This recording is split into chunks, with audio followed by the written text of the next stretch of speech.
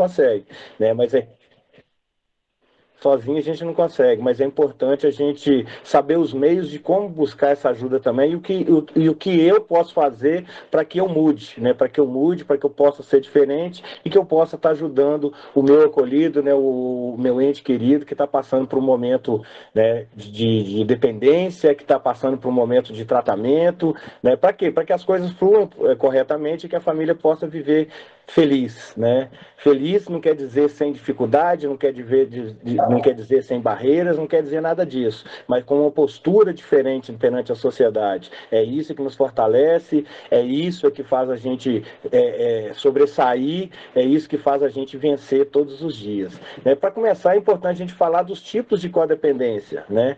E temos a codependência química, como já viram, como a gente já vem comentando, a codependência química é aquela que viemos falando até então. Ela geralmente se apoia no vício de uma pessoa, uma fraqueza, como objeto de obsessão do codependente, fazendo com que ele deixe a própria vida de lado para tentar solucionar a patologia do outro. Então, quando a pessoa, o dependente químico, ele entra naquele estágio, né, porque a dependência química, como a gente já sabe, né, a gente não escolheu ela, né, se todos nós soubéssemos que ia chegar na consequência que chegou, talvez a nossa atitude seria outra, mas não vem ao caso agora, né? Não importa falar que fator, por que eu iniciei, importante que iniciou e que está precisando de ajuda no momento, então a gente precisa agora tratar, né? É uma pessoa que tem deixado o comportamento da outra afetá-la e obcecado em controlar o comportamento dessa pessoa, né? Então o codependente, ele, quando vê aquela situação, a estrutura familiar, ela começa a desandar, né? Ela começa a não funcionar como deveria, como toda família gostaria que evoluísse, né? Que funcionasse, mas não começa a funcionar. E aí começa a ficar perdido, não sabendo o que é. Mas um comportamento, né? Principalmente do dependente químico, quando ele começa a perder os seus valores, a perder a sua identidade, a começar a criar, né, o hábito de usar defeitos de caráter. Então, tudo isso vai influenciando na família também. E tem família que não consegue dar conta disso, saber cada um com a sua responsabilidade e acaba adoecendo junto também, sem saber o que fazer. E aí começa a querer tomar conta da vida do outro, querer controlar a vida do outro e infelizmente acaba esquecendo a sua própria vida. E esse que é o problema. Temos a codependência afetiva, trata da dependência em relação a qualquer indivíduo com uma ligação que é considerada patológica dentro de um relacionamento. Basicamente, ela parte de uma extrema insegurança, de um medo acentuado de ser abandonado, além da necessidade de agradar a todo custo. Outro fator agravante, nesse caso, é que até mesmo os planos e sonhos do codependente não são como base de seus desejos pessoais, mas na vontade disfuncional de fazer com que o outro se sinta satisfeito e realizado.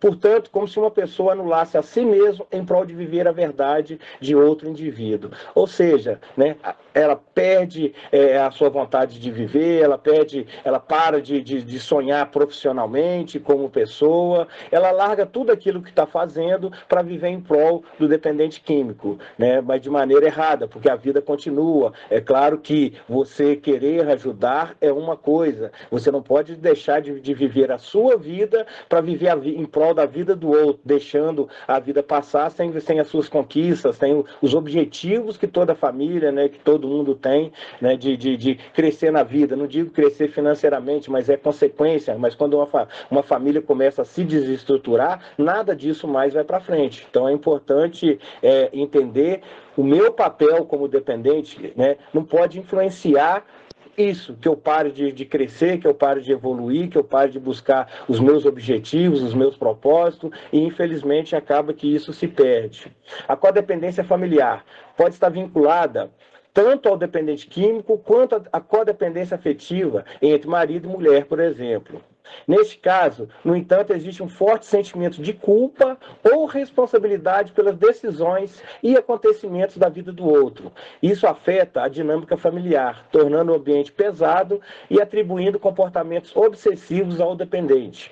Se por um lado o codependente se prejudica por abrir mão da própria vida, por outro, ele também prejudica seu objetivo de dependência, por colocá-lo em uma posição de incapaz, o que pode tornar a relação sufocante. Ou seja, o codependente ele acha que está fazendo a coisa certa, né, mas ele tira a responsabilidade do dependente químico e ele, né, já adoecido, ele começa a se sentir incapaz, ele começa a se sentir excluído, e aí acaba que agrava ainda mais a dependência, porque o refúgio dele, na maioria das vezes, ele já conheceu a substância que alivia esse tipo de problema, que alivia essa dor, então o refúgio do dependente químico cada vez mais é aprofundar na droga, até mesmo por essa ausência de responsabilidade com o lar. Claro que, mas nesse ponto ele já não tem responsabilidade, ele já falta com seus compromissos, sim, mas ele precisa enxergar a responsabilidade dele como pessoa, a responsabilidade como parte daquela família, né? A cobrança com ele em relação a isso, a responsabilidade que ele tem, né? Como é no tratamento, e a gente fala muito que o único responsável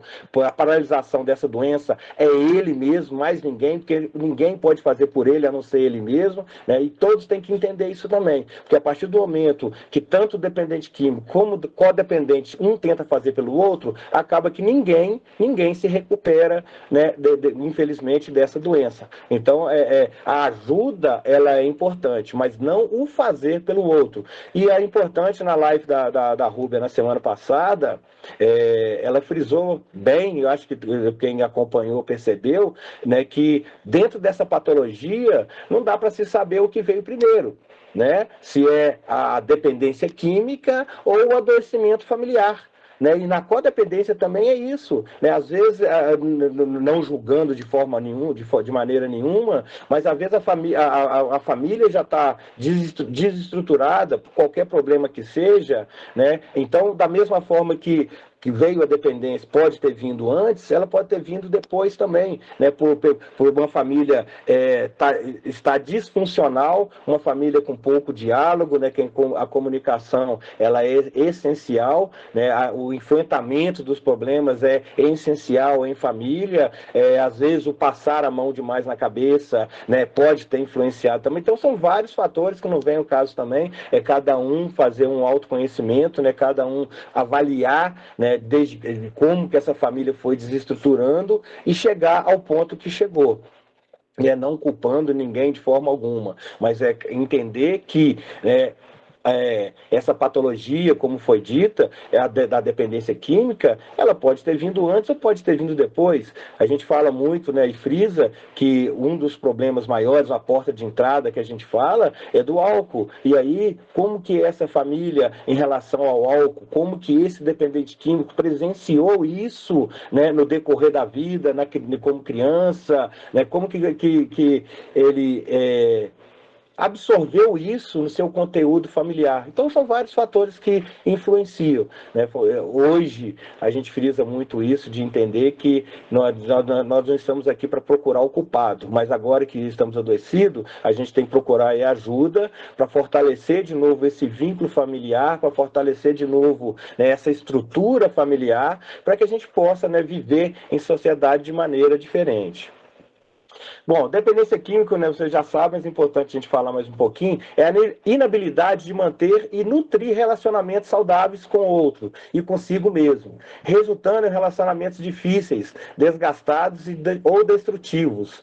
Ela é a doença que deteriora a alma, afeta a vida pessoal, familiar, social, os negócios, a carreira, a saúde e o crescimento espiritual. Os codependentes parecem fortes, mas se sentem indefesos. Parecem controladores, mas na realidade são controlados pelos vícios e comportamentos de outras pessoas. Então acaba que esse adoecimento, e infelizmente, né, uma pessoa me procurou pedindo ajuda aqui na minha cidade, e conversando com ele, conversando com a mãe, o adoecimento é tanto que ele fica com o cartão dele, ele trabalha com o irmão dele, fica com o cartão dele, né? E ele recebe, passa, o cartão dele fica com a mãe dele, mas a doença é tanta que a mãe, e ela testemunhou isso para mim, para ele não pegar muita droga ou ficar por lá, ela vai com ele até na boca para ele pegar determinada quantidade de substância e voltar para casa para poder usar em casa, para que ele não possa ficar na boca nem na rua usando. Isso é um adoecimento enorme. Isso mostra, né, o risco que ela também está se colocando, totalmente adoecida, totalmente precisando de ajuda psicológica, né, porque não está sabendo lidar com essa situação. Já ofereci várias e várias vezes ajuda para ele, mas eu vou fazer, mas infelizmente, a partir do momento que ele tiver esse suporte familiar, né, da própria mãe ir com ele na boca para poder usar droga, eu tenho certeza que ele não vai realmente aceitar essa ajuda. Não depende de mim. Oferecer ajuda, oferecer, mas depende dele querer realmente essa ajuda. E a mãe também, o mais depressa possível, ela também precisa ingressar no grupo, ela também precisa entender mais sobre a doença, ela precisa também ter uma postura diferente com relação a esse filho, porque senão o agravamento vai ser muito grande, tanto para ela como para o filho também. Bom, a codependência, ela também existe em alguns estágios, e é bom vocês entenderem e tentarem absorverem para tentar se identificar em qual estágio que essa dependência, essa codependência se encontra. O primeiro estágio é da negação. Muitas vezes a família nega que o parente é um dependente químico. Na cabeça dela, só os filhos dos outros têm problemas, né? E aí não consegue enxergar é a má companhia, né? A influência dos outros, né? E é importante frisar, ninguém coloca arma na cabeça de ninguém. As escolhas que nós, e eu falo como dependente químico em recuperação também, as escolhas que nós fizemos no passado é que nos levou à vida que a gente vive hoje. Hoje posso dizer que, graças a Deus, né, e à comunidade, né, a minha vida hoje ela está totalmente modificada e estruturada, né, cheio de problemas, né, cheio de dificuldades, superando um obstáculo atrás do outro, mas isso não me impede de viver intensamente, não me impede de curtir e viver intensamente a minha família. E os problemas a gente começa a enxergar eles de uma forma diferente. Mas essa negação, né, de meu filho precisa de uma ocupação, meu filho precisa de um emprego, meu filho precisa mudar de cidade, né, todas essas questões acabam sendo parte da negação. O desespero, pensamentos de o que foi que eu fiz de errado? Será que briguei demais na infância? Por que está acontecendo isso comigo? Eu deveria ter dado mais atenção. Mostram que a família se sente culpada e tenta procurar respostas. Na maioria das vezes, só o dependente sabe responder. A tendência nessa fase é a agressividade e muitas cobranças, né? Porque, gente, hoje, família, o contexto de família, ela é muito mais intensa do que a gente pensa. Família é uma coisa maravilhosa, sim, né, é importante, claro que é, mas não vai deixar de ter problemas, não vai deixar de passar por situações, né, onde que pode desestruturar, passar por perdas, né, que infelizmente, né, passei por isso também, mas nada disso influencia quando você tem um objetivo final, quando você tem um foco determinado, quando você sabe que os problemas, eles estão aí para que a gente possa crescer como pessoa, crescer espiritualmente, né? E isso não vai deixar de mudar em relação aos problemas, eles sempre vão existir, mas enquanto eu ficar procurando o culpado, eu ficar procurando que eu não eduquei direito, eu não fiz isso, eu não fiz aquilo, também não vai ajudar, né? Por quê? Porque já aconteceu, ninguém tem o poder de voltar ao passado e fazer tudo diferente. Nós temos o poder de enxergar agora o presente, o que eu posso fazer hoje para ser diferente, para que realmente a gente tenha também um futuro, construa um futuro diferente. Acho que esse que é a essência, esse que é o objetivo. Controle. No subconsciente da família, ela acredita que pode controlar o dependente químico. Atitudes como controlar ligações telefônicas, as saídas, verificar mochilas e gavetas, e em casos mais extremos, acorrentar o parente dentro da casa com medo que ele saia à procura de mais droga ou com medo dele não voltar mais. São exemplos de controles feitos nessa base, né? Porque, infelizmente, tem vários e vários casos que chegam a esse ponto. Isso, na cabeça do dependente químico, causa também uma revolta, causa também um transtorno. Não que ele esteja correto, ele não está em condição realmente de gerir a vida dele, principalmente nesse estágio da dependência química. Chega nesse estado da dependência química, não é à toa que é a perda total de controle sobre as nossas vidas. Mas são atitudes que, em vez de ajudar, só vai prejudicar ainda mais e vai revoltar, e aí vai ser mais uma desculpa, né, mais uma justificativa para que o dependente químico ele faça o que ele já tem o prazer de fazer, que ele já tem o hábito de fazer, né, que é o hábito de usar droga, o hábito de estar com determinadas pessoas, o hábito de fazer parte daquela situação, daquele grupo. Então isso acaba fazendo com que ele crie dentro dele um sentimento de revolta em relação ao comportamento familiar e seja mais uma justificativa para que ele possa estar voltando a fazer o uso. A exaustão emocional é o último, né, é o último estágio da codependência, é quando conseguimos encarar o adicto como doente e a dependência como uma doença e paremos de vê-los como delinquentes, forma como também a nossa sociedade o vê. Nessa fase, começa a busca pelo tratamento. O tratamento deve ser sistêmico, pois se a família falhar, o usuário falhará também.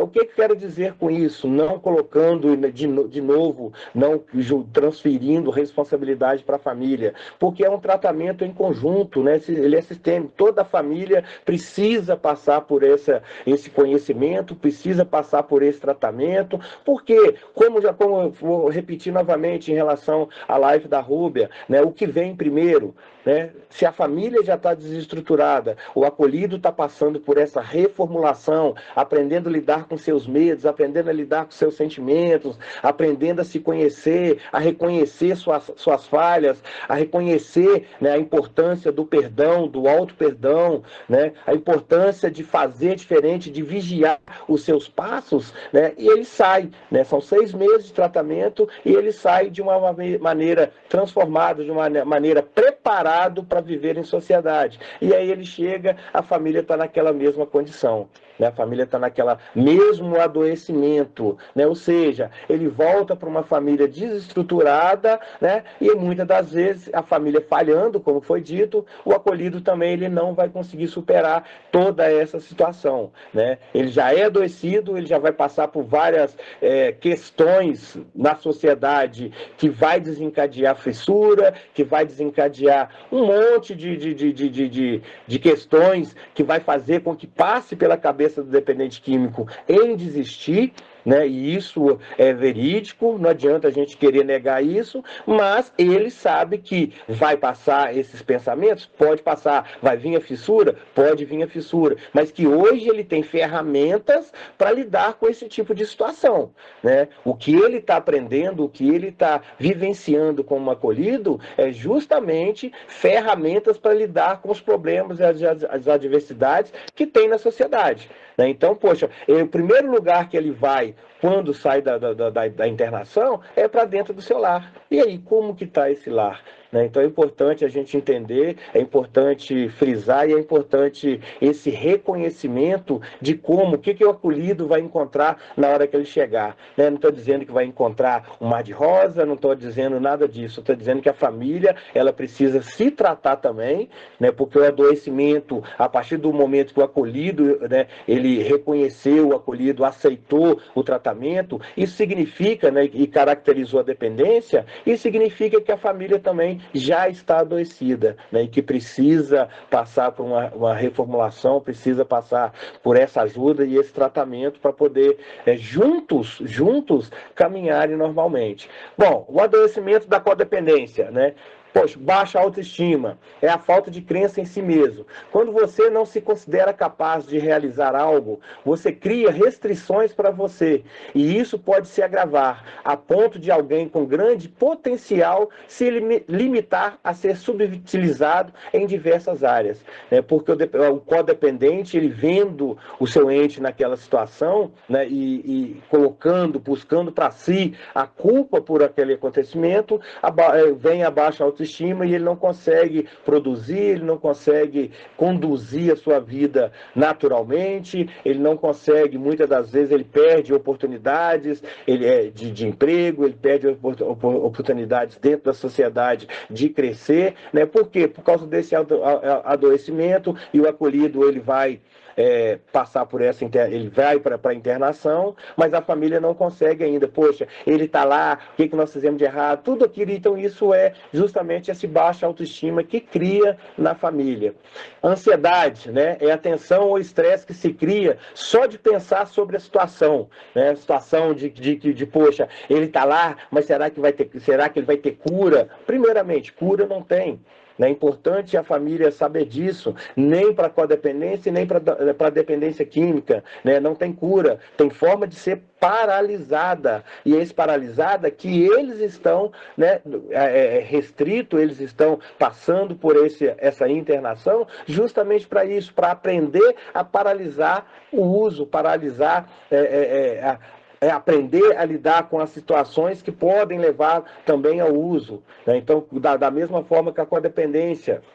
Então não adianta vir com isso, que será que isso vai acabar, será que isso vai passar, será que ele vai voltar curado? Não, a gente tem que ter o pé no chão, entender, né, que ela é progressiva e incurável, né, e que precisa dessa continuidade, que é apenas um aprendizado, é apenas um estágio que eles estão passando, para que realmente eles coloquem tudo em prática assim que terminem o tratamento. E com a família não é diferente, e não adianta vir com esse sentimento, né, não adianta vir com essa ansiedade, como vai ser, será que ele vai se comportar, será que ele vai estar bonitinho, será que ele vai estar isso? Não, vai estar adoecido da mesma forma, e precisando desse suporte familiar, dessa ajuda, não que a família continue fazendo por ele. É responsabilidade dele ir nos grupos de apoio? Sim, é dele. É responsabilidade dele buscar uma direção espiritual? Sim, é dele. É responsabilidade dele. Então não adianta você querer ir na igreja por ele, né? Não, é responsabilidade dele. Ele também tem que entender isso, e a família pode ajudá-lo nessa cobrança em relação a fazer aquilo que é sugerido. Nesse momento, é como que sua mente recebesse uma enxurrada de pensamentos e sensações, questionamentos que inundam sua mente. E lembrando que os pensamentos se tornam sentimentos, que se tornam comportamentos, né? Então é muito importante vocês entenderem como que funciona esse processo emocional, né? O pensamento, ele desencadeia sentimentos e automaticamente ele desencadeia comportamento. Ou seja, quanto mais pensamentos negativos eu tiver em relação à recuperação, em relação à vida dele, em relação à própria vida, em relação de como vai ser, os sentimentos também serão negativos. Automaticamente os comportamentos também, eles influenciam, eles vão direcionados em relação a esses sentimentos que a família está lá. Então é importante a gente buscar pensamentos positivos, né? Buscar acreditar, né, que funciona, acreditar que juntos, né, vocês podem realmente ser uma família estruturada, para evitar que esses sentimentos eles possam acontecer, automaticamente comportamentos também. Danos no relacionamento. A convivência fica desgastada. Brigas constantes, desconfianças, agressões físicas ou verbais, perda do respeito mútuo, a falta do diálogo, que nós já falamos sobre isso, chegando à separação, nos casos de cônjuge, ou término de amizade e vínculos sociais. né? Então, esses danos nos relacionamentos, quando fica nessa forma, tanto o dependente químico como o codependente, ele se barra, né? Ele se contém em continuar com os vínculos sociais, até mesmo com receio do que vão falar, do que vão pensar, né? Das piadinhas. Então, ele acaba ficando restrito a esse convívio familiar, ele não consegue mais. No relacionamento, né? O casal acaba se separando porque não dá conta mais dessa situação, e que infelizmente acaba acontecendo mesmo. É consequência de uma vida desestruturada, é consequência dos comportamentos do dependente químico, né? Então, termo de relacionamento, né? Isso aí é consequência desse adoecimento. Mas é claro, poxa, o amor ele prevalece? Sim, até certo ponto. Ninguém está ali para viver nesse constrangimento todo, porque a dependência química ele pode causar, né, agressões físicas, agressões verbais. Então, ninguém é obrigado a aceitar, né? Mas a gente tem que tentar, pelo menos, sobressair em relação a isso, conhecer um pouco mais sobre isso, se tratar em relação sobre isso, né? E muitos acolhidos, eles ficam nessa expectativa do retorno de um relacionamento, né? Da convivência familiar novamente, e eles também são questionados, né, quanto à sua postura, e são sinalizados que, independente de qualquer coisa, independente se vai ter esse lar novamente, independente se vai ter esse relacionamento, independente se ele vai ter casa, independente se ele vai ter família, né, ele tem que priorizar ele. É importante que ele priorize a recuperação dele, o tratamento dele, porque as outras coisas elas são consequências, né? Mas dentro de primeiro eu, segundo eu, terceiro eu, tanto para o dependente químico como para o codependente também. É importante a gente aprender a nos amar, né? A nos amar, independente se o outro não está nessa condição. O sentimento de posse, ele é caracterizado principalmente pela necessidade de controlar todos os passos do outro, suas atividades, as pessoas com as quais se relaciona, seus pensamentos, enfim, tudo que estiver relacionado a ele, né? Isso também é um adoecimento da família, né? Esse controle exagerado, esse sentimento de posse, querendo conduzir até mesmo os pensamentos do acolhido, né? E não é verdade, né? Cada um cada um, né? Cada um tem a sua vida, cada um tem o seu estilo de vida, que pode estar errado, lógico, e é por isso que eles estão passando por essa reformulação, porque o estilo de vida que eles estavam não condizia com lar nenhum, não condizia com uma família estruturada de forma nenhuma, correto? Com certeza, mas o adoecimento da família pode virar um ciclo vicioso, né? Essa condição também. Então é importante que todos entendam, eles estão se tratando, né? E é importante a família também buscar esse tratamento, buscar esse conhecimento, né, sobre a doença, sobre o que causa essa doença em mim também. E o tratamento se baseia em grupos de autoajuda, amor de gente, ela não, terapias individuais em grupos, e conforme pode ir agravando por ser progressiva, até mesmo uma ajuda psiquiátrica. Então, é importante entender e conhecer o quão essa família está adoecida, até mesmo para saber o tipo, né, de ajuda mais adequada para a família nesse momento. Bom, acho que é isso que eu queria passar para vocês. Não pode estender muito não, mas espero que tenha ajudado, e logo mais, na hora que tiver algumas perguntas, a gente está aí para tentar responder. Obrigado a todos. Tamo junto, excelente, Adilson. Muito bom, né? Abordou, né? Desmembrou a codependência, trouxe diversos pontos, né? Nós vamos agora abrir para que a Marisa também dê ênfase ao tema abordado, né? Que será o amor exigente, né? E mais alguns complementos. E aí, logo após, a gente abre para perguntas e respostas, né? Marisa, por favor, pode vir para a reunião para soltar a sua voz também, por favor.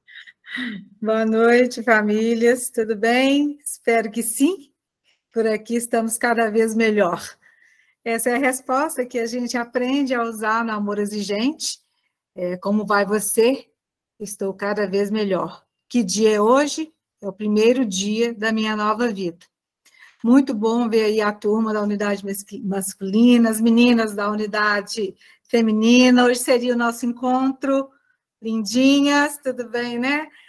Eu fiz uma apresentação, eu vou abrir aqui, e, Adilson, se a gente tivesse combinado, eu acho que não daria tão certo. A minha fala aqui, a apresentação do Amor Exigente, encaixa exatamente com isso tudo que você falou. Então, eu vou abrir rapidinho aqui a apresentação. Eu não tenho formação técnica no assunto, então eu queria deixar bem claro com vocês que eu não tenho expertise aí do Adilson. A minha formação é em pedagogia, com especialização em andragogia, que é educação de adultos, né? E eu sou voluntária do Amor Exigente, estou nesse grupo de Amor Exigente há 5 anos, e é um programa que muda a vida, e ele transformou a minha vida, a nossa vida. Então, eu vou abrir a apresentação aqui, e vou procurar passar assim rapidinho, porque o tempo é curto, o assunto é extenso, e eu queria falar um pouquinho sobre a minha experiência no Amor Exigente. Então, eu vou tentando complementar na apresentação dos slides, para ver se dá um entendimento bacana, tá bom? Então, eu vou abrir aqui, vou compartilhar.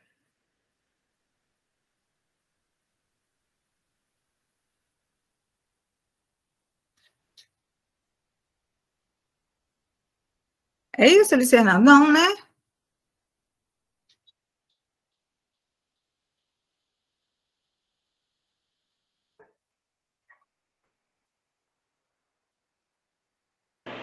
Seu microfone é desligado, Luiz.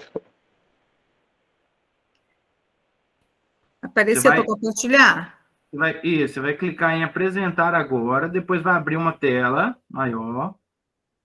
Mas ele está interrompendo o compartilhamento. Isso. Aí, pronto, agora está abrindo. Pronto. Aí, agora interrompeu. Faz o mesmo movimento de novo que vai dar certo. Parece que saiu, né? Apresentar agora. Tela depois você vai inteira. clicar na... Isso. Clica nessa tela, vai abrir a opção compartilhar. Pois é, essa opção compartilhar que não está abrindo. Não, mas você clica nessa tela menor, que está aí. Essa tela pequenininha sua. Eu acho que esse é o microfone desse fechado lá. Entendeu? Luiz, fecha para todo mundo. Aí lá quem vai dar palestra, entendeu? Pode crer. Aqui não está com a minha foto. Não posso colocar a foto. Abriu. Pronto, abriu. Você está aparecendo lá. Do jeito que eu tô.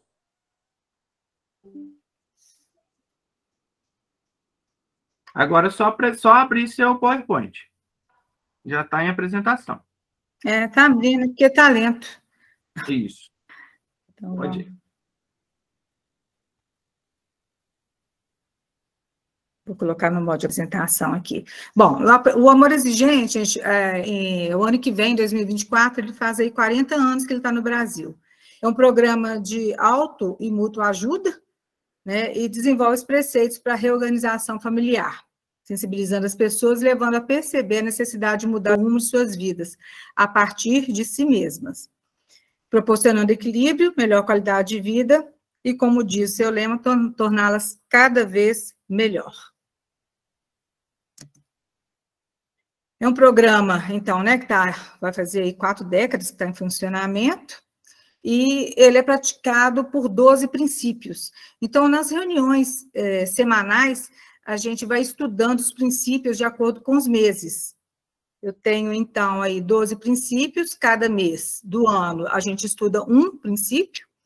A espiritualidade é pluralista, então não tem ligação nenhuma com religiões, né? Todos nós trabalhamos aí com a fé no nosso poder superior, e muito com a responsabilidade social. Então, tem reuniões semanais, cursos, palestras, sempre buscando a dedicação e comprometimento de voluntários, que cada vez mais vem aumentando, né? Brasil, Argentina, Uruguai, e hoje também na Itália, também já temos voluntários lá. Então, ele visa, né, a maior abrangência do movimento, proteção social, visa a prevenção, né, que vem desestimular a experimentação de uso de tabaco, álcool e outras drogas através de uma abordagem educativa, juntar pais, avós e professores para ajudar na formação de seus filhos.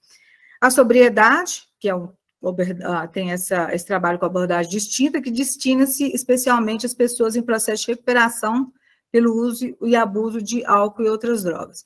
E o amor exigentinho, que é a proposta voltada para o público infanto e juvenil, né, que utiliza os princípios básicos do programa de forma lúdica. E hoje a gente vê como que os pais estão passando dificuldade aí com a dependência da tela, né, da informática, tablets, computadores, celulares, né, a moçada está desde cedo utilizando demais, e isso vem causando transtornos na família, por causa da dependência da tela, né, da informática.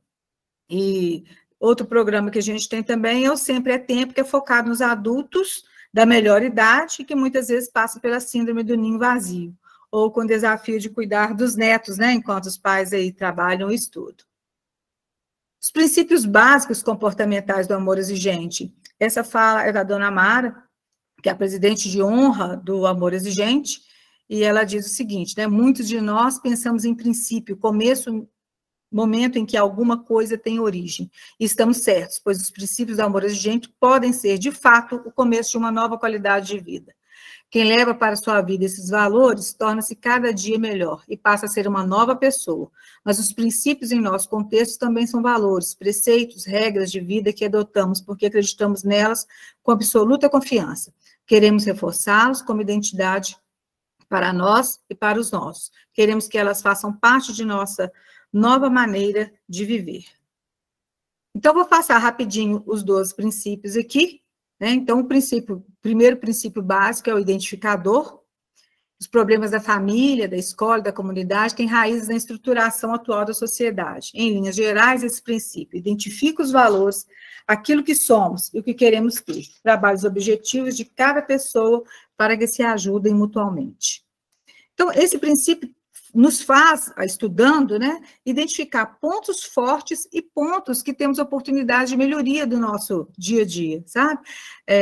A gente desde aprendeu o dia que a gente morre, né? Então, assim, a cada dia é preciso a gente estudar, entender para melhorar. Melhorar em todos os sentidos, seja em qualidade de vida, seja em saúde mental, física, e esse princípio nos leva a esse estudo. O segundo princípio básico é o humanizador. Os pais também são gente. Os professores também são gente. Você também é gente. Quer dizer que não somos super-heróis e nem somos perfeitos. Ao contrário, devemos aceitar nossas limitações e nos perdoar, sem perder a autoridade, o amor pela vida e nem desanimar por causa dos problemas. Muitas vezes a gente veste a capa aí de super-herói, né? Principalmente quando entra a dependência química na nossa família e com relação a filho. Filho, os pais acham que são super-heróis e que podem resolver o problema como se isso fosse possível, né? E os pais também são gente e nos faz refletir que nós não temos condições de fazer isso, que nossos recursos são limitados, né? Então, a gente atenta para esse princípio, que é o princípio humanizador, tirando a capa de super-herói e entrando na realidade do problema que a família está vivenciando. O terceiro princípio básico, que é o protetor, esse princípio, ele nos mostra também dos recursos limitados, que precisamos aceitar que não somos uma fonte limitada de recursos, né? Muitas vezes, o caso dessa mãe que a Adilson citou aí, do dinheiro, de ir na boca para poder comprar a droga, né? A substância de uso, e esse recurso a gente acha que eu vou ceder uma vez, vou ceder duas vezes, vou ter...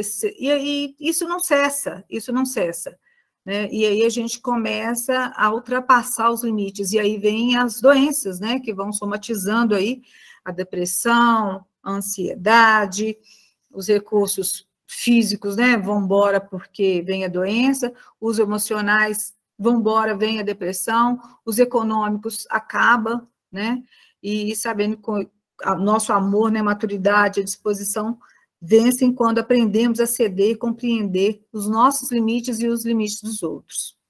O quarto princípio é o princípio básico, o valorizador. Pais e filhos não são iguais.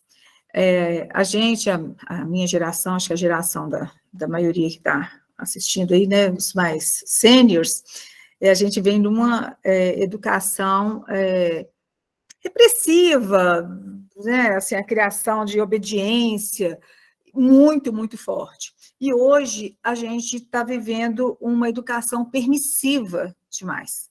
Os pais, eles querem ser iguais aos filhos, tratar de igual por igual, e aí o que acontece? Estão perdendo o controle, né? Então, esse princípio valorizador, ele é muito interessante de ser estudado e colocado em prática, porque pais e filhos não são iguais, professores e alunos não são iguais, você e eu não somos iguais, cada um de nós tem um papel diferente. É importante assumir nossa missão de pai, de professor, de médico, enfim, e orientar, nortear a conduta das pessoas, estabelecendo normas e regras que precisam ser respeitadas. Esse princípio, eu acho que ele é primordial, principalmente nesse momento que a gente vem vivendo hoje, de tanta permissividade, né? Os pais estão completamente perdidos, e precisamos aprender a lidar com essas situações, né? Já que a tecnologia não para, né?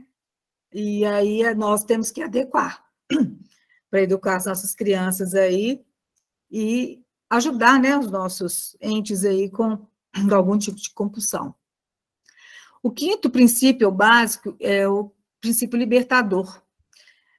Aí, Adilson, olha só, o sentimento de culpa torna as pessoas indefesas e sem ação. É muito comum, e a gente que passa por um problema de dependência química na família, negar. Você nega, né, que é a primeira fase, vem a negação, depois vem a culpa, né? Eu procuro culpar alguém foi responsável daquilo, mas não fui eu não, mas alguém foi o culpado disso, né? E jogar a responsabilidade para o outro é mais fácil, né? Tira um peso das costas. E quando a gente consegue se libertar desse sentimento de culpa, você começa a agir, né?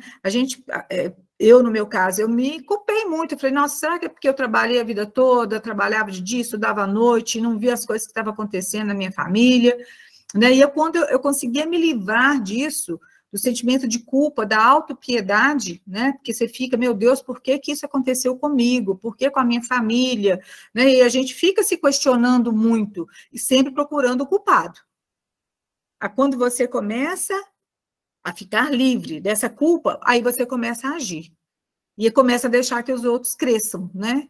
E que arquem com as consequências, né? Boas ou más, do próprio comportamento. Eu acho muito bacana esse princípio, é muito, muito real.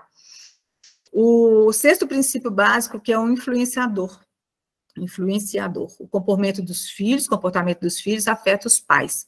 O comportamento dos pais afeta os filhos. O comportamento do aluno afeta o professor e o professor afeta o aluno. O meu comportamento afeta você e o seu comportamento me afeta. Então, eu não mudo o comportamento de ninguém, mas eu mudo o meu comportamento. E através da postura do meu comportamento, eu consigo mudar o outro. Ou induzir, ou ajudar, enxergar de alguma forma que precisa de mudar de um caminho. Então, eu mudo o meu comportamento, não mudo do outro, e eu preciso estar atenta a essa mudança de comportamento, porque eu tenho que dar um basta no sofrimento, né? Então, o influenciador é isso, você consegue sim mudar o seu comportamento e ao redor de você ver como que as coisas vão mudando, né? O entendimento sobre a doença, o problema que está instaurado, a doença que tornou a sua família uma família disfuncional, e a partir daí, dessa mudança de comportamento, você começa a obter, então, resultados. O sétimo princípio, que é o preparador.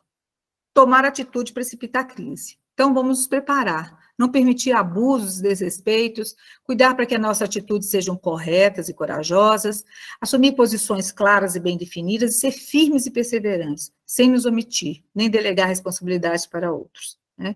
Novamente, assumindo a verdade, a postura do caráter, da ética, né? Eu te amo, eu não aceito o que você faz de errado, e vamos seguindo. O oitavo princípio básico é o esperançador.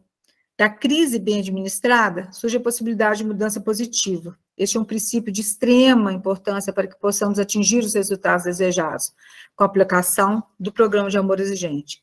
Devemos ter um plano de ação, com metas, prioridades, e fazer o que precisa ser feito, sem pena do outro e sem pena de si próprio. Então, se o seu filho, marido, irmão, enfim, está na comunidade em tratamento neste momento, é importantíssimo que a família também se trate aqui fora. Repetindo a fala do Adilson aí, o tratamento dele está sendo bem conduzido dentro da comunidade. Se a família não se tratar, entender que precisa de reconhecer que a dependência química, ela não é uma questão de ser mau caráter, ou de ser vergonhice, ou de malandragem, é uma doença que não tem cura, mas que pode ser estacionada. Ela pode ficar ali estacionada. Eu falei isso com as meninas lá da unidade feminina na semana passada. Eu encaro como uma diabetes que precisa de uma insulina. Então, é policiar isso aí, é se tratar, é a família se fortalecer e não adoecer. Porque na hora que seu filho, marido, enfim, seu ente querido, que está em tratamento lá, retornar para casa, ele precisa de encontrar um ambiente diferente daquele de quando ele foi.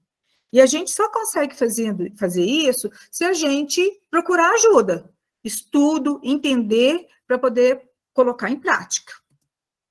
O 9º princípio básico, que é o apoiador, então, na comunidade, as famílias precisam dar e receber apoio. Os grupos do amor exigente reúnem pessoas em busca de ajuda para si mesma e para seus compartilhando experiências, informações, instruções, assim elas não se sentem sozinhas e têm um ambiente propício para, juntos com uma comunidade irmã, encontrarem novos caminhos. Então, quando a gente chega no amor exigente, você vê, olha, esse problema não é só meu, não. Tem um monte de gente que tem o mesmo problema. Olha, a situação que está acontecendo lá em casa é a mesma que está acontecendo na casa dele. Vamos junto tentar encontrar uma saída, estudar melhor esse tema e ver o que a gente pode fazer. Então, o grupo de autoajuda é essencial para o fortalecimento das famílias, sabe? É uma pena não ter grupos de amor exigente em todos os lugares. É interessante que se tivesse em todas as cidades, né? Mas eu vou, mais à frente tem o link das reuniões online, para quem não tem o acesso aos grupos presenciais, tem as reuniões online, tá? Não precisa ficar triste não, que tem jeito. O 10º princípio básico é o cooperador. A essência da família repousa na cooperação, não só na convivência. Devemos participar de trabalhos da família, na comunidade, facilitando a cooperação e a solidariedade entre as pessoas. Isso nos dá a oportunidade de nos valorizar, de melhorar a nossa autoestima e fazer parte das mudanças, né? Em uma época aí, assumindo a responsabilidade social que nos cabe. E isso é automático. Quando você entra no amor exigente, nos trabalhos do amor exigente, daqui a pouquinho você já está querendo fazer parte da responsabilidade social como voluntário, como palestrante, como visita às comunidades, e por aí vai. É um caminho sem volta. Estar no amor exigente é um caminho sem volta. O 11º princípio, que é o organizador. A exigência da disciplina tem o objetivo de ordenar e organizar a vida dos pais, dos filhos, de toda a família. A exigência da disciplina tem o objetivo de ordenar e organizar a minha vida. Sem organização e disciplina, nos sentimos infantis e inseguros. É preciso estabelecer limites, criar condições para desabrochar o que temos de bom para sermos cada vez mais melhores.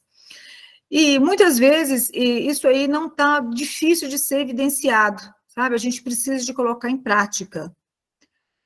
Fazer combinados, o seu ente vai receber alta e aí você já tem que ter na sua casa a ordenação, a disciplina. Lembra que na comunidade ele está seguindo toda essa regra de disciplina, horário, tarefas, ajudas.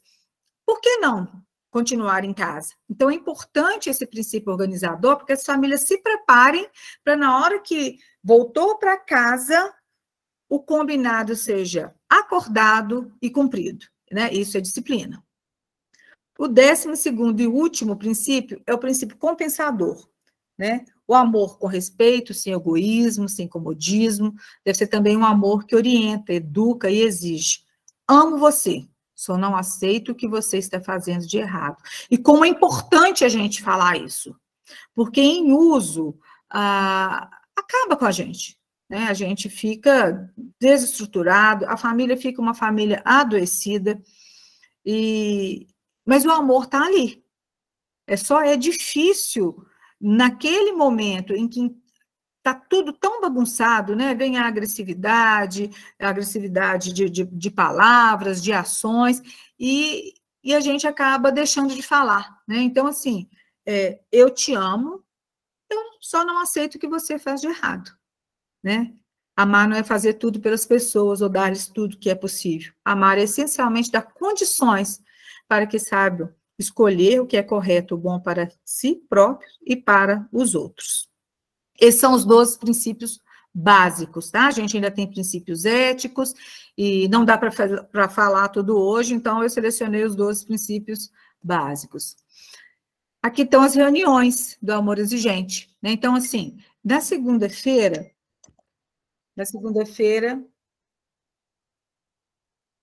essas reuniões às 20 horas, às quarta-feiras, as reuniões de Sempre é Tempo, às quartas, Sobriedade com a E, sexta, o Amor Exigente é para todos, sábados, cônjuges, domingo é domingueira, tá? Então, o acesso nesse link, amorexigente.org.br, são as mesmas orientações para participar das reuniões. Em Ouro Branco, nós estamos todas as quintas-feiras, às 19 horas, na Sala 4, na Paróquia Sagrada Família, nesse endereço aqui no bairro Pioneiros. Para acessar a sua cidade, basta entrar no site da FEAE e inserir seu CEP, que te mostra lá. E para encerrar, que eu já estou estourando o tempo, esse é o lema do Amor Exigente que eu levo para a minha vida. Seu amor sem exigência me humilha, sua exigência sem amor me revolta. Seu amor exigente me engrandece.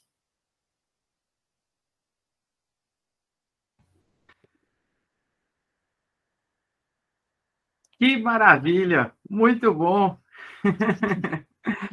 Como é bom ouvir sobre esse tema, como é bom interagir com todo esse conteúdo, né? É muita coisa, né? Até o tempo é pouco, mas ainda temos que conversar mais, né? Ainda temos muito a interagir com esse tema, né? O propósito foi trazer, sim, esse conteúdo do Amor Exigente, né? Com muita informação que ainda tem por trás disso, né? Todos esses princípios, né? O quanto que isso atinge pessoas que muitas das vezes, né? Tá querendo sair o Marisa, mas quer sair o Mãe, né? Aí é complicado, né? A gente fica nesse conflito, né? Fica no conflito na mente aqui, mas assim, algumas pessoas já sabem, outras, né, estão sabendo agora, mas enfim. E aí, o Amor Exigente hoje é uma ferramenta que assim, ele é de utilidade da sociedade, ele vem para modificar vidas, ele vem para suprir uma necessidade que a gente tem de reconstrução afetiva, familiar, né? Até mesmo o amor exigentinho. Gente, que visão dessa federação, quanto que isso agrega, né? E poder aproximar e reconstruir famílias, né? Com princípios, né? Meu filho, deixa eu só complementar aqui. O Amor Exigente é um programa de ação, não é um programa de falação. Então, a gente vai lá, estuda os princípios e pratica. Não é para ficar falando, é para agir. Pois então, assim, as famílias têm dificuldade em entender, mas as famílias precisam de estar atentos para poder colocar em ação. Exatamente. De ação e não de falação. Exatamente. E isso é o que hoje influencia pessoas, influencia famílias, né? Hoje a gente busca trazer alguns conteúdos desse, né? Aqui dentro da Bom Pastor também, né? Foi uma iniciativa da própria, né, coordenação em conjunto com a equipe de monitores aqui da Fazenda, né? Interagir, né? E aí alguns acolhidos já frequentaram, alguns acolhidos retornaram, incentivam familiares, né, a estarem participando, colocando metas, né? E isso é importante, né?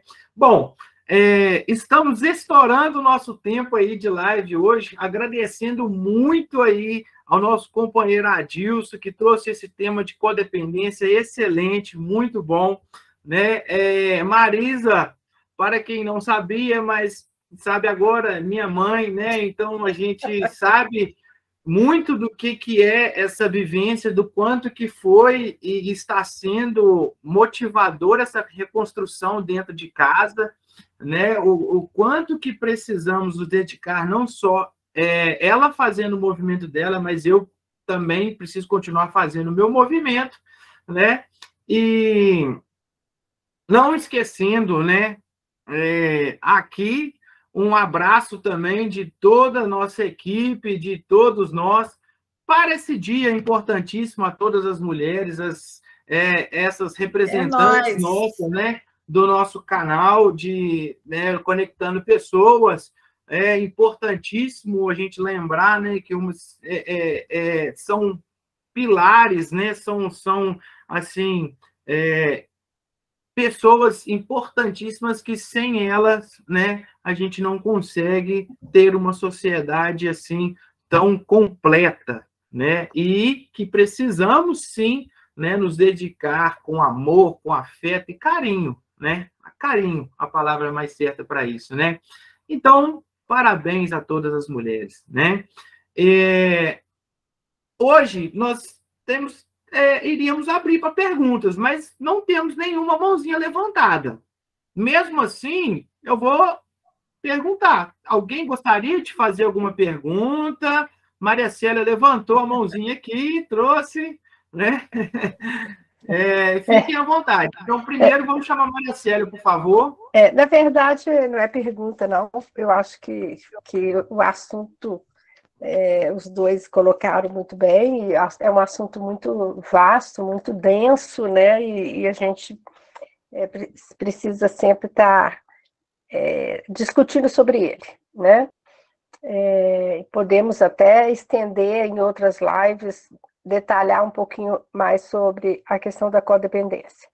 A gente vem discutindo sobre quais os temas que nós devemos trazer para essas lives, né?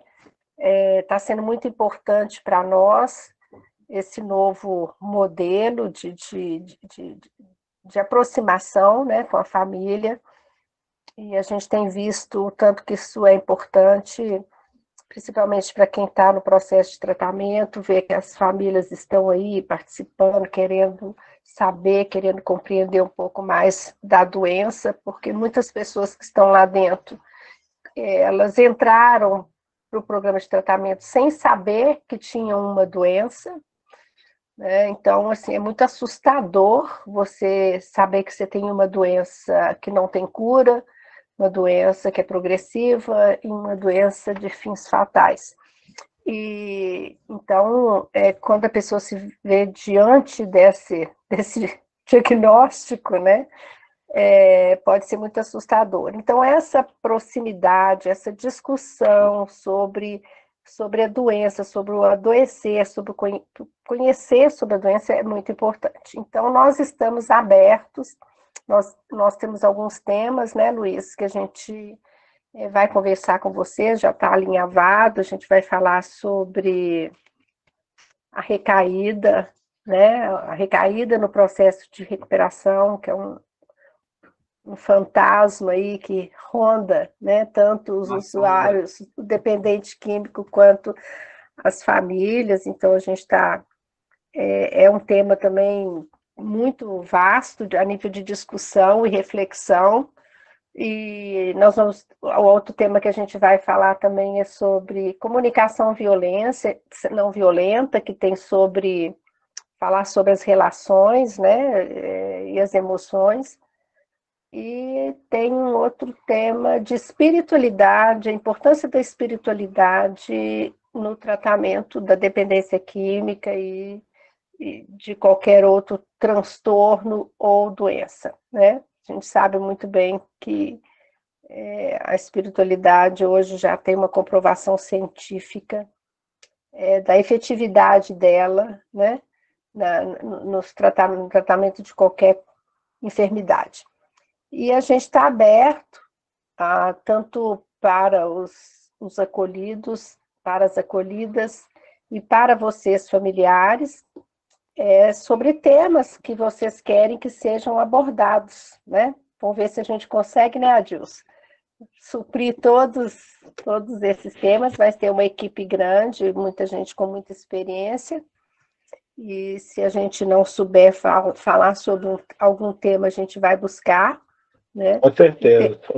O tema de comunicação não violenta mesmo, nós vamos buscar uma pessoa de fora para poder falar para vocês, os meninos já tiveram essa abordagem lá. Então, assim, quem tiver algum assunto que queira discutir, pode mandar pelo WhatsApp, tá? Pode mandar para a equipe, para mim, para a Rúbia, para quem vocês tiverem contato aí no WhatsApp, para que a gente possa estar acrescentando na nossa programação das lives, tá?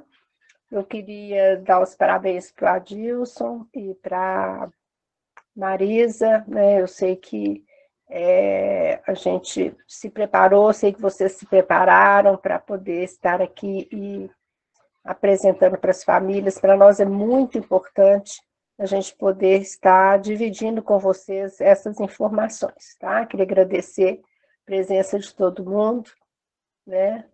Aí, lá estão lá dando tchauzinho para a turma, né? E então isso é fortalecimento para quem está em processo de recuperação. A gente sabe o tanto que é difícil, né? Estar em recuperação não é uma coisa fácil, é um aprendizado, e a participação de vocês tem sido extremamente importante durante esse período que, né, esses rapazes e essas moças estão em tratamento aqui na Bom Pastor. Então, meu agradecimento, minha gratidão pela confiança, né, que vocês depositaram em nós, e estamos juntos, né? Agradeço, boa noite.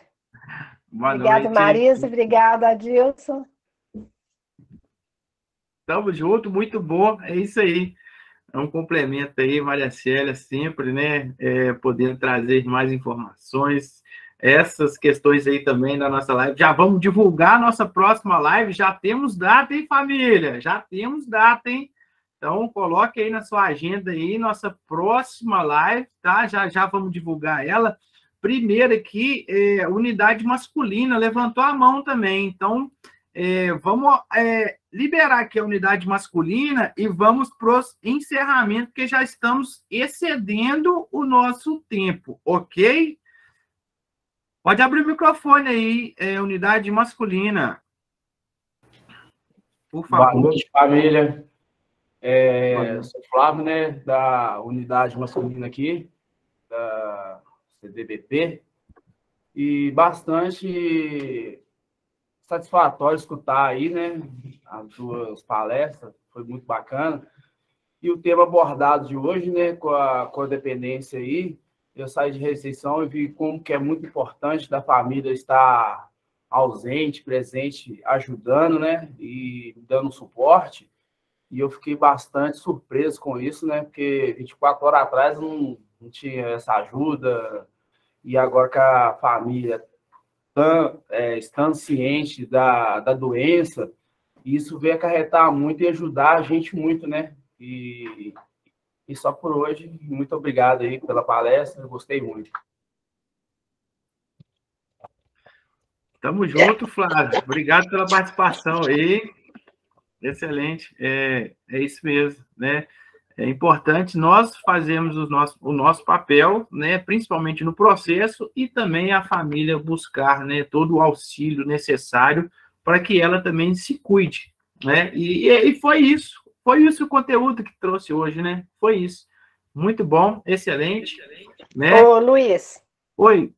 Pede os meninos para fazer o encerramento da reunião, Coração da Serenidade.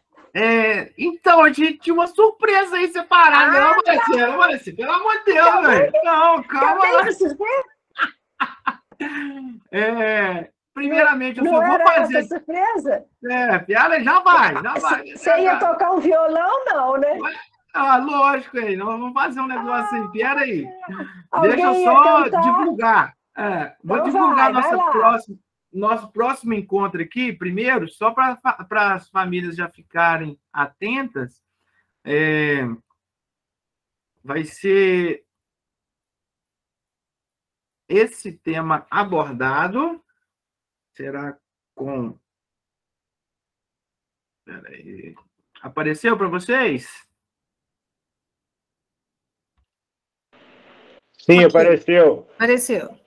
Comunicação não violenta. Por trás de todo comportamento existe uma necessidade.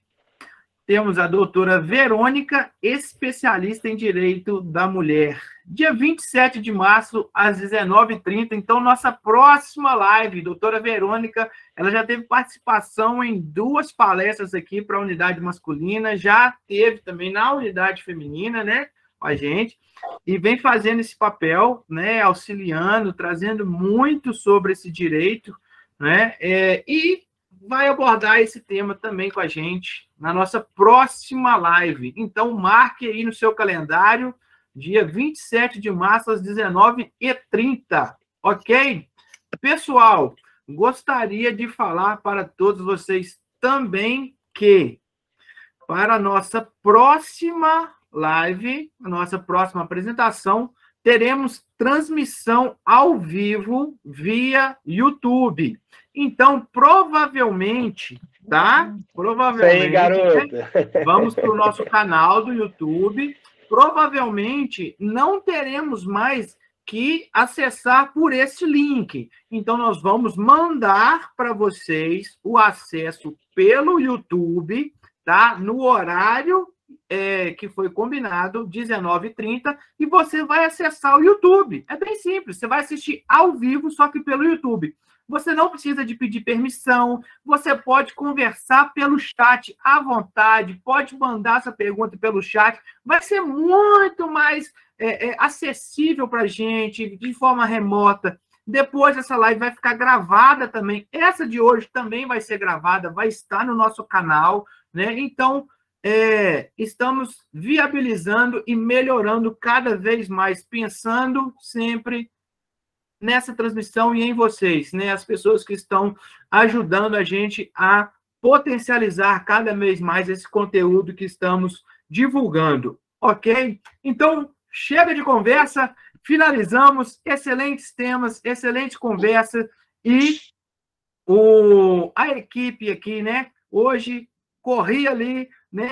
Conversei com o Renan, a unidade mais masculina vai encerrar a nossa reunião hoje com uma música em homenagem a todas as mulheres, né, presentes, e que essa mensagem chegue até vocês.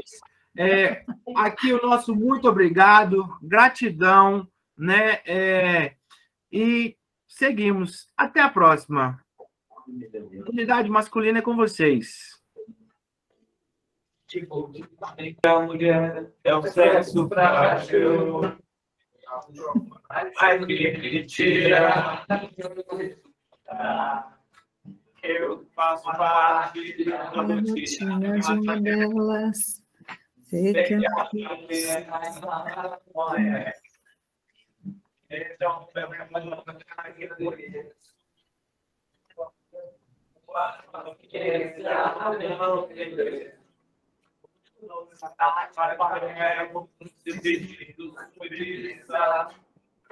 mas no fundo quando eu chego em casa, minha filha, mais sozinha.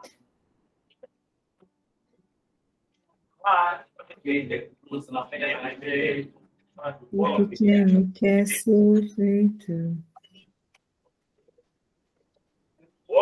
Já reclama sua mão, o que amor que ela tiver. 4 homens dependentes e carentes da força da mulher. Mulher, Claro que você foi gerada. Viver inspiração pra descansar você dessa canção.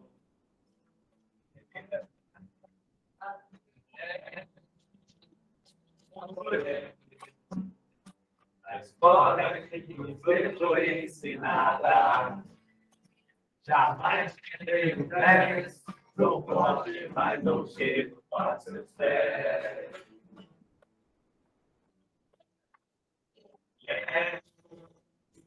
Foi. Escola que você foi ensinada. Jamais tirei o 10, não pode, mas não chego para seus pés.